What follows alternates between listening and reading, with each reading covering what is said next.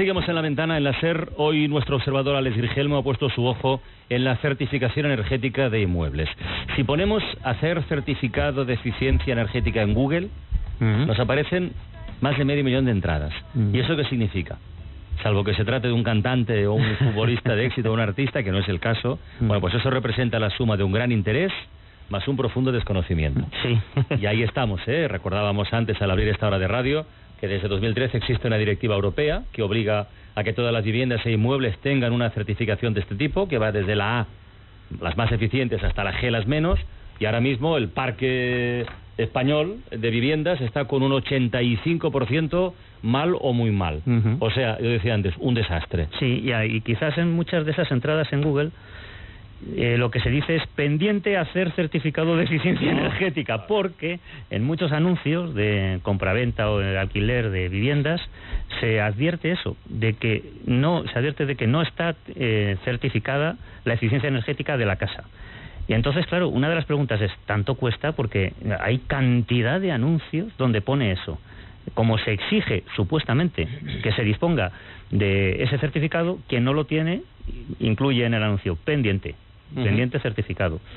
Bueno, no sé si realmente es tan exigido que se disponga de ese certificado. ¿La energía que más penaliza es la eléctrica, por lo que sabemos? Sí, porque es la que se supone que más consume, sí. y cuando alguien, además, normalmente las casas están equipadas con calefacción central, etcétera. Si además hay aparatos eléctricos para generar calor, pues eso es que algo no funciona bien, claro. Pero ¿y cómo se mide? Porque tampoco tengo muy claro yo cómo miden la eficacia energética de una casa. Pues yo tampoco lo sé, nos tendremos que enterar. Se lo vamos a preguntar a Javier Méndez, que es director del Gabinete Técnico del Colegio de Aparejadores. Javier Méndez, buenas tardes, hola. Hola, muy buenas tardes. ¿Qué tal, Javier? Hola, bienvenido. Lo primero, a ver, vayamos por partes, exactamente qué es, o qué supone, o qué información nos aporta lo de la certificación energética y que sea una letra u otra. Bueno, para aclarar un pequeño preámbulo, no es una directiva del 2013 la que nos exija este tema. La directiva que sí que exige esa información de eficiencia y que nos lleva hacia la eficiencia energética, realmente es del 2002. Y hemos terminado de transponerla nosotros a nuestro reglamento en el 2013, que es cuando se terminan exigiendo a los edificios existentes cuando se vendan o alquilen edificios o parte de ellos, ¿no? El certificado lo que aporta realmente en sí, o lo que es básicamente, es un documento que suscribe un técnico competente que nos va a dar información sobre las características energéticas de ese edificio, de esa unidad del edificio, y nos va a decir de esa calificación energética que vosotros comentabais, que puede ir desde la A hasta la G. Como bien decíais, cuanto más alta la letra, pues menos eficiente, más contaminación y más consumo energético de esa vivienda local. Javier, ¿y por qué estamos tan mal todavía a estas alturas? Hay que tener en cuenta que en del parque de viviendas, si nos centramos, por ejemplo, en el tema de las viviendas de nuestro país, de 25,2 millones de viviendas que reflejan las estadísticas, más de la mitad, más de 12.800.000 viviendas se han construido antes de que hubiera ninguna normativa que exigiera que tuviéramos o que incorporáramos ningún tipo de aislamiento a las viviendas. Con lo cual nos podemos imaginar que bueno, pues todo lo construido antes del año 80, de 1980, pues está sin aislamiento. Con lo cual, pues evidentemente la eficiencia para mantener una temperatura de confort es bastante baja. ¿Y cuáles serían los elementos fundamentales a tener en cuenta para conseguir mejorar esta eficiencia? Estoy pensando así de memoria y así de manera muy artesanal casi, ventanas, calderas, sobre todo antiguas, ¿no? Me imagino. Que funcionan bien, claro. Según qué sistema de calefacción, ¿qué debemos tener en cuenta?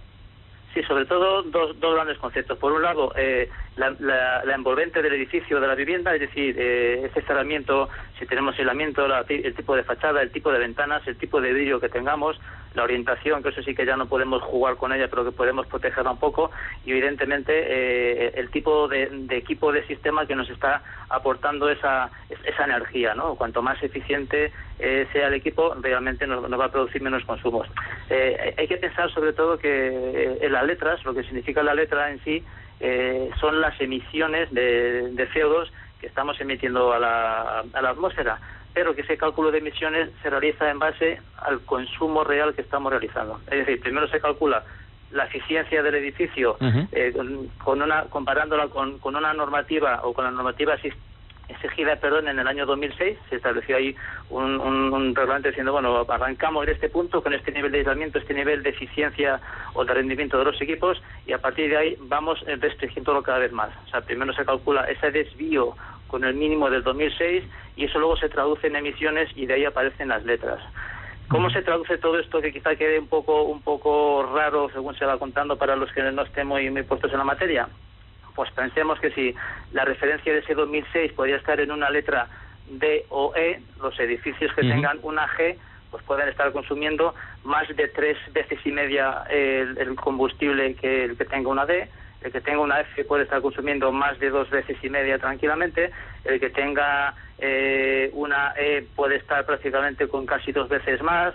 La C tiene un 25% menos, etcétera. O sea, es una escalada para ir viendo con referente a esas exigencias normativas del año 2006, dónde están con los edificios. Oye, Javier, me gustaría preguntarte, si lo sabes aproximadamente o así, ¿cuánto vale hacer el certificado de excelencia, digámoslo así, energética? ¿Quién lo paga y quién lo cobra? Y si las administraciones sacan alguna tajada también de ese plato. Bueno, en un principio lo que la Administración quiere es que nos acostumbremos a la línea de la eficiencia energética, en primer lugar. Es decir, es un tema, en principio, una pequeña toma de conciencia que al final nos acaba de alguna manera repercutiendo a todos. ¿Quién lo hace? Lo tiene que hacer un técnico competente. ¿Quién tiene que encargarlo? El propietario. El Real Decreto lo que dice es que la persona que vaya a vender o a alquilar, o el promotor, un edificio, una parte de este o un local, tiene que comunicarle al que se lo vaya a vender pues la eficiencia que tiene esa vivienda, ese edificio o ese local, y tiene que hacer la entrega del documento pues antes de que se ejecute, antes de que se escriture. Cuando antes comentabais al principio de la entrada la problemática del trámite que aparecen por todas las inmobiliarias y por todos los portales, etcétera, etcétera, realmente el proceso administrativo global no termina con el técnico. Yo como promotor puedo, si quiero vender mi vivienda, se la encargo a un técnico competente, él me va a hacer un certificado. En ese certificado ya me dicen cuál es la calificación, cuál es mi consumo y cuáles son mis problemas y cuáles son mis posibles mejoras si quiero hacer la inversión. Lo que pasa es que estás hablando, perdona Javier, estás hablando en singular y el problema es plural, porque si el certificado de eficiencia energética hay que dárselo a un edificio, tú vas a vender tu piso, el tercero A, y a lo mejor el resto del edificio no quiere gastarse la pasta en arreglar cosas que a ti te resultan necesarias para venderlo. ¿Ese problema se produce o son imaginaciones mías? Por eso, cuando comentaba el tema de que por un principio quieren que tomemos conciencia del hecho. Evidentemente, si yo tengo que vender mi vivienda del tercero A, yo he de aportar el certificado de mi tercero A. No he de aportar el del edificio si no quiero. Pero sí es cierto que lo que busca la Administración es tener una información real, no quedarse en esa estadística de que más de la mitad del parque es anterior al año 80 y no tiene ningún tipo de aislamiento. Quieren la realidad de alguna forma, quieren datos para irnos obligando, exigiendo o ayudando de alguna forma que vayamos mejorando las viviendas. Y evidentemente cuando pidamos cualquier tipo de subvención o ayuda a la Administración nos van a exigir que certifiquemos el edificio entero. O sea, cualquier tipo de ayuda que se pueda solicitar ahora a cualquier administración, de las 3 que tenemos, te van a exigir que entregues el certificado del edificio completo para saber exactamente cuáles son las necesidades del edificio, no solamente de una vivienda concreta. Pero si para la venta o alquiler solo harás el tuyo, si solo quieres hacer el tuyo. O sea, si uno no va a hacer nada con su casa, no la va a vender, no la va a alquilar, no va a pedir una subvención para cualquier cosa, no tiene que hacer nada.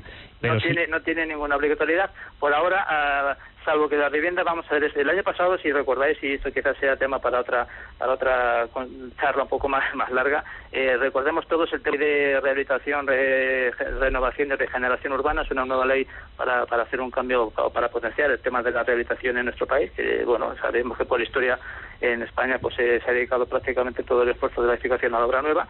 Pues en ese cambio de modelo aparece un nuevo informe, un nuevo documento, que es el informe de evaluación de edificios, que sí que te exigen que los edificios que tengan más de 50 años, pidas ayudas o no pidas subvenciones, tienen que entregar ese nuevo documento. Y en ese documento se incorpora el certificado de eficiencia energética. Con lo cual, si no vas a comprar o a vender o alquilar o a pedir subvenciones y tu edificio tiene menos de 50 años, en un principio no tienes que hacer el certificado, pero si no, sí. Después se dan algunas circunstancias que a lo mejor no se tienen en cuenta. Según nos dice Canaria Crítica, esa es la cuenta de Twitter de quien escribe. Todo muy bonito, pero en Canarias, por ejemplo, claro, no hay calefacciones en zonas bajas, se refiere en zonas a nivel de mar, y te exigen un certificado para ellos absurdo y que supone un gasto sin sentido. Porque, Javier, hacer esta inspección, ¿cuánto cuesta? La inspección depende porque son los precios libres, entonces te puedes encontrar en el mercado, en Google, como comentabais antes, precios que van desde los 50 a los 200 y pico euros.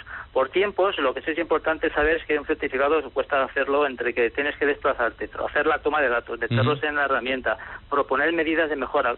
Lo importante no es solamente que hagas el certificado, sino que le propongas al cliente que tú vas a venderle o el que está contratado como técnico para hacer el certificado, que le digas, mira, yo entiendo que en tus circunstancias, con tu orientación, lo más económico para hacer una mejora de tu eficiencia, que consumas menos, es que coloques esto y esto, y que lo orientes de lo que le cuesta y de lo que se ahorra. No es obligatorio que las lleve a cabo, pero al menos que le informes, que la gente vaya tomando esa conciencia. Y eso se llevan 6-7 horas tranquilamente. Con lo cual, para mí, un precio normal de un certificado pues debe estar rondando los 180 euros de ese orden. Si qué lío todo, ¿no? Qué lío todo. Hay que llamar a alguien, estar con él en la casa un tiempo, y luego, quienes se ponen de acuerdo para un alquiler pactan que eso no les importa y aún así firman el contrato, ¿qué pasa? Bueno, se arriesgan. Yo creo que ahí la ley de rehabilitación, como decíamos antes, establece las sanciones que pueden ir entre 300 y 6.000 euros. En teoría, el proceso administrativo, que antes creo que con el cambio de pregunta no ha quedado cerrado, se hace certificado, hay que registrarlo en la comunidad autónoma. El órgano transferido estará en cada una de las comunidades autónomas. En un principio, la comunidad autónoma ha de inspeccionar, sabrá las viviendas más o menos, puede tener información de las que se venden o no se venden, y en teoría pueden sancionarte entre los 300 y los 6.000 euros. Pero yo insisto que veo el problema sobre todo para las ventas. O sea, imagínate que la caldera de la calefacción de la casa, por ejemplo, no da las medidas que tiene que dar y hay que arreglarla. Arreglar una caldera no hay ningún problema. Vale mucho dinero. Todos los que vivimos en comunidad sabemos que muchas veces poner un tiesto o cambiar un enchufe en una comunidad es muy complicado. Siempre hay alguien que se opone, siempre hay alguien que no quiere arreglar el ascensor, pues yo no pago porque vivo en el primero, no uso el ascensor. Eso está al cabo del día de las discusiones. Imagínate si lo que quiere el del tercero A es vender su piso. Para vender el piso hay que gastarse 3.000 euros en arreglar una caldera, y el del quinto dice, yo no voy a vender mi piso, a mí, ni certificado ni certificada.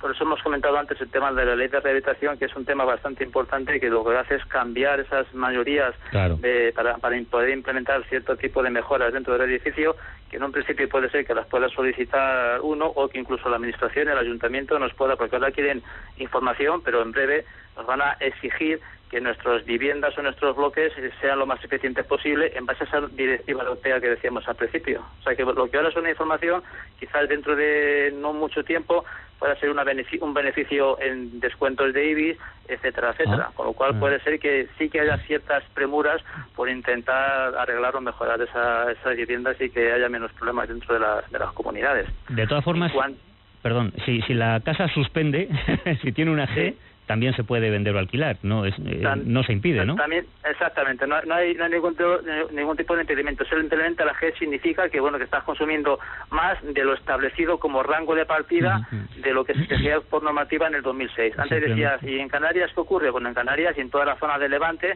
pues tampoco era obligatorio con la normativa antigua colocar aparatos de aire acondicionado, tampoco era obligatorio colocar el tema de calefacción, pero la sociedad va avanzando, cada vez el nivel de confort, todos queremos estar un poco más cómodos y tranquilos. Siempre decimos, pues cuando sube la temperatura tanto, resulta que saltan las líneas y que no hay bastante, el consumo es superior a lo que se está aportando. Pues evidentemente esos niveles de confort, cuando se calcula realmente la eficiencia de la vivienda, no se tiene en cuenta del todo el consumo real que tiene dentro del certificado. Javier, porque una pregunta. De confort, ¿sí? Claro, perdón, ¿existe algún cálculo, alguna cifra aproximada de cuánto despilfarramos, de cuánto dinero, cuántos recursos se pierden por no tener el parque de viviendas correctamente adecuado a estos criterios?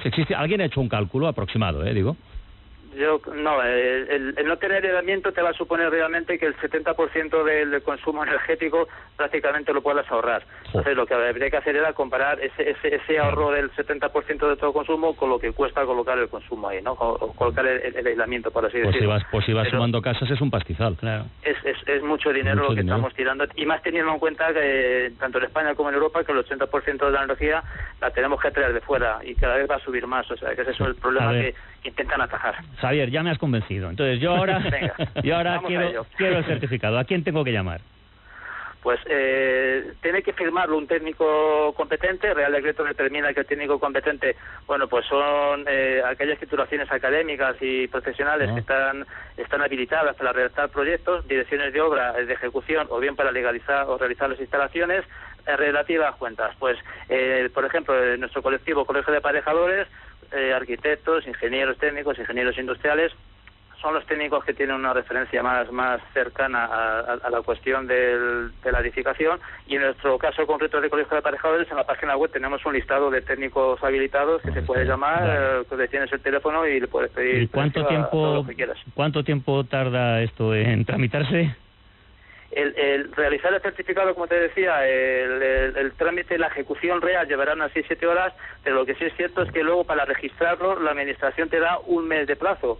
El técnico hace el certificado y el propietario debe registrarlo en la comunidad autónoma, y para eso sí que hay un mes de plazo para hacer ese registro, si no, estaría el expediente cerrado y bien hecho. 6 o 7 horas que va a estar en mi casa, yo tengo que estar ahí, tengo que perder. No, en tu casa no, en tu casa en un par de horas va a tomar todos los datos, pero luego se tiene que sentar el técnico tranquilamente en el despacho y meter los datos en una herramienta informática, que un documento reconocido que tiene la administración, que hay 2 o 3 modelos, meter ahí los datos y analizar cuáles son los consumos que tienes y proponerte esas medidas de mejora. Eso es un trabajo que hace en gabinete el técnico sin ningún problema, ¿no? O sea, en un día lo he resuelto. En un día debería de poder estar resuelto. Muy bien. Javier Méndez, director del Gabinete Técnico del Colegio de Aparejadores. Muchísimas gracias por asomarse a la ventana. Ha sido un placer y muy instructivo, además. Muchas gracias, La Ventana, por contar con nosotros. Un saludo. Hasta pronto. Adiós. Even when there's no one sitting there,